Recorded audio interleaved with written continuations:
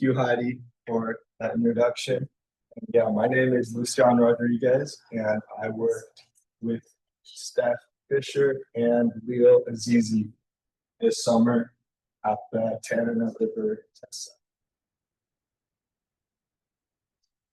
Okay. So I worked on hydrokinetics instrumentation and operation support at our Tanana River test site. I learned from my mentors what it takes to run a successful and one-of-a-kind hydrokinetics test site.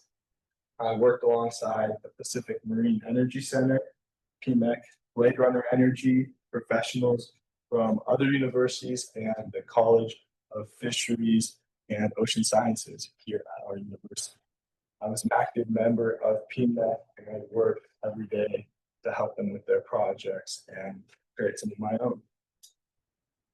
So my research was all over the place, a little bit of a melting pot with a lot of projects. I applied the theoretical knowledge of my undergraduates so far in many different problem solving and practical applications, which excited me a lot. I learned and characterized river conditions through different instrumentation that helped us learn more about the river and how to make it a more successful test site in testing hydrokinetic devices. We did debris detection and address debris challenges, and we sent a lot of this data to UW, where a postdoc is learning more about the data and analyzing it to see what we can do with that. I fabricated instrumentation support for lots of our sonar, but other stuff like the onboard solar power system. And I created STIFs, the Submerged Tilt and Integrated Flooding System. So here's the diverter, which was where my STIFs was implemented on, and there's one of 8 of the bilge pumps. So this is a big pizza slice that sits in the water at the test site. And about 2 years ago, it flooded and sunk, unfortunately. All the water, it was flooded and all the water left the front and it dove down and sunk in the river. So this year it was baffled in 8 different separate compartments and is now watertight. With that, as everyone knows, no boat is actually completely watertight from rain and small leaks. So there are now 8 bilge pump systems, 8 bilge pumps in each of the baffled sections, and there's a solar panel and a battery connected to that. And these are auto bilge pumps. So when the water is too high inside of it, the diverter, it bilges out water. And this is important in debris mitigation for hydrokinetic devices because debris is pretty damaging. And one other thing, when water velocity increases, it's important to be able to drop those bilge pumps lower on the adjustable strut that it's on. You can see that left picture, and this is when water velocity is higher, you want less water there, so it sits a little higher, so it won't nosedive again. And the bigger picture, it's important to think about Alaska's energy landscape as a whole, and on my small scale project on the diverter, how debris strikes damages them, but on a larger scale, how hydrokinetics is still very much in the early stage and working towards working out the kinks is something that takes everyday challenges. Feasibility in Alaska is very high. We've seen there's different test sites now, or different deployments going out in Alaska where small communities have money saved in their pockets. And we all know that diversifying a small grid's energy portfolio will help them save money and be redundant. And in the winter, the rivers freeze, but there is future planned deployments for turbines in the river to harness their unique river characteristics. This is the top layer freezes, so there's much less debris coming down the river, and it slows down, so the sediment falls out of the water column. So we have new, different hydrokinetic devices that don't have to deal with that debris and can have a much higher efficiency in the winter. So my research questions and stuff that I was learning about is what goes into running a unique hydrokinetic test site. There's not any other ones of these in the nation, so it's important to take those challenges carefully because no one else has dealt with them before. So the specific site characteristics of the Tanda River test site are very specific. It's after a bend where the water velocity is high, but turbulence is low. So this is ideal for hydrokinetic devices. But with that comes a corridor of debris, which is another challenge and one of the larger challenges for hydrokinetic devices. And so I was looking at how we can reduce the debris in that column and have successful devices. Oh yeah.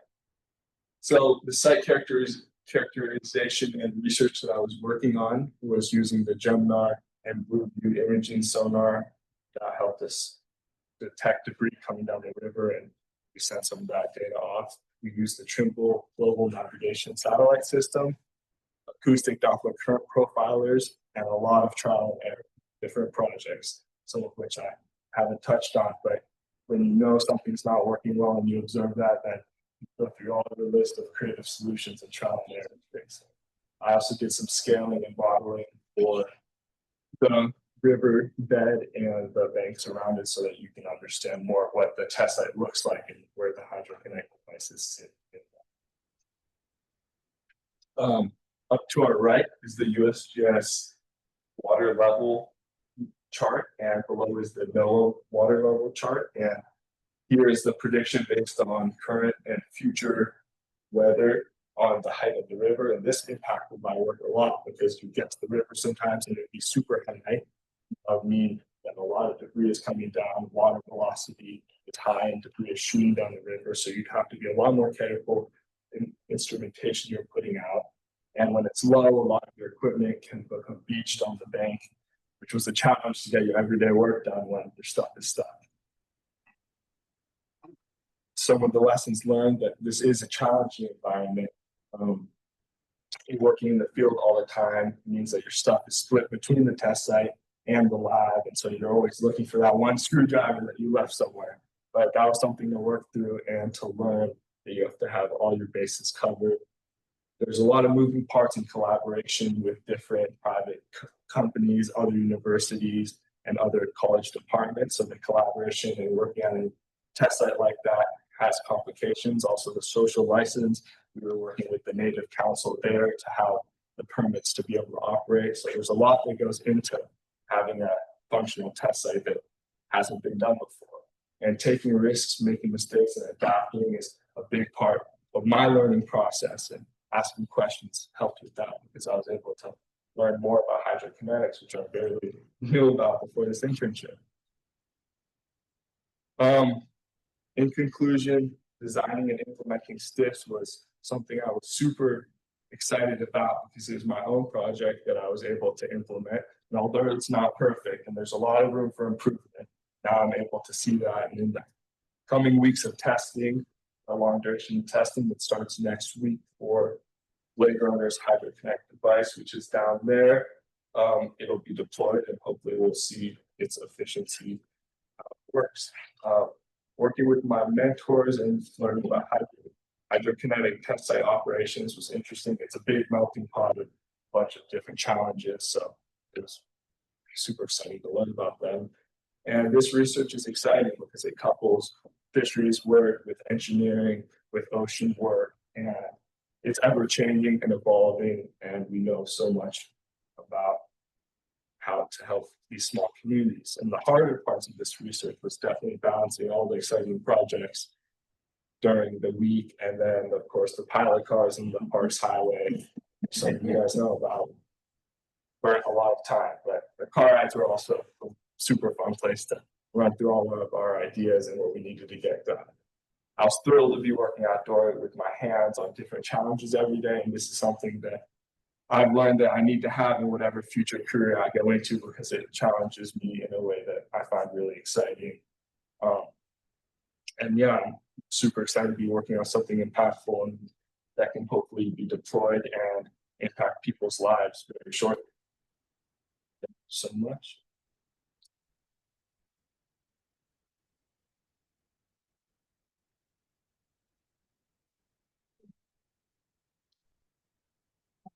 Yeah,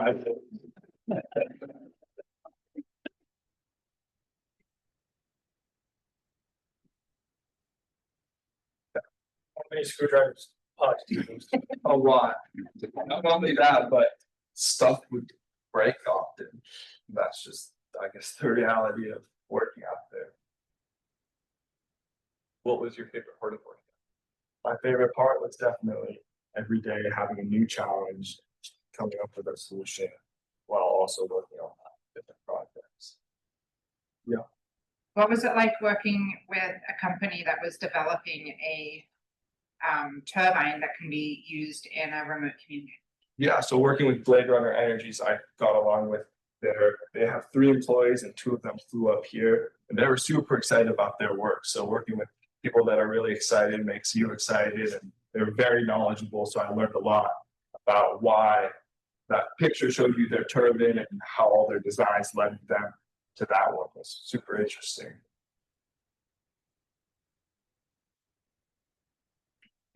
The Anchorage office has a couple questions. Did it float this year? Can you hear me? The diverter is floating right now, Woohoo! hopefully for a while. And then this is Annalise. My question is, I know that you're in a transition time. You're looking, can you talk a little bit about, you know, with your major that you're moving to, what are you taking with you from this experience into doing integrated engineering? Yeah, so I'm moving into integrative design engineering with a focus on environmental engineering at Boulder. And I'm taking with all the hands-on skill, but also the theoretical work that hopefully I will apply not only in the classroom, but different projects at Boulder. They have N-Rail right nearby, as we have N-Rail here in Fairbanks that is also doing a